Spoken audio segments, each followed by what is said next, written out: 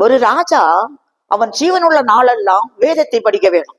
உபாகமம் 17ஆம் அதிகாரத்துல கடைசியில 2 வசனத்தை படிக்கும் போது, ஒரு ராஜா அந்த காலத்திலே உள்ள ஆசாரியனிடத்துல போய் வேத பிரமாணத்தின் ஒரு பிரதியை கேட்டு வாங்கி அது தனக்கென்று ஒரு பிரதியை எழுதி எடுத்து அவன் ஜீவனுள்ள நாளெல்லாம் அதை படிக்க கடவன். ஏனென்றா வேதத்தை விட்டவன் வழி விலகி போயிடக்கூடாது. இது வேதத்தை ஒவ்வொரு நாளும் படிக்க வேண்டும் என்பது தேவன் கொடுத்த கற்பனை, கட்டளை. இப்ப பாருங்க, நம்முடைய தாவீதுடைய வாழ்க்கையில வரும்போது, தாவீது உடன்படிக்கை பெட்டியை தேவ சமூகத்துல கொண்டு வர விரும்பினார். எருசலேமுக்கு கொண்டு வர விரும்பும் போது தன்னால் ஆன மட்டும் ஜனங்களை பரிசுத்தப்படுத்துகிறார். இது ஸ்தோத்திரம், புதிய ரதத்தை செய்கிறார், புதிய இன்ஸ்ட்ருமெண்ட்ஸ் செய்கிறார், நல்ல வாசிக்கிறாங்க, ஆடு பாடுறாங்க, தேவனுடைய பெட்டியை கொண்டு வராங்க.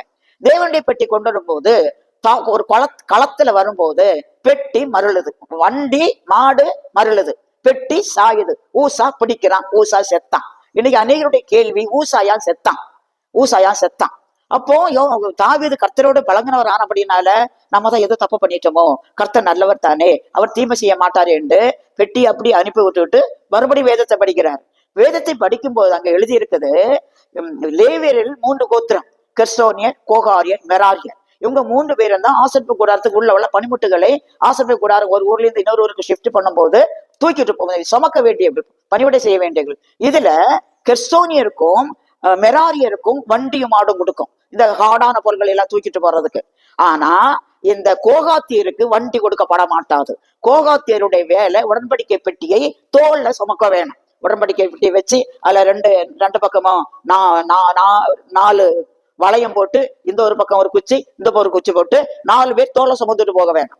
ஆனா தாவீது இதை மறந்துட்டார், இந்த வேதத்தை மறந்துட்டார். அவர் கேதுரு மரத்தினால இன்ஸ்ட்ருமெண்ட்ஸ் செய்கிறார், கேதுரு மரத்தினால ரதத்தை செய்கிறார், கேதுரு மரத்தால் செய்யப்பட்ட வண்டிக்கு மேல வச்சு கொண்டு வர்றார் உடன்படிக்கை பெட்டிய.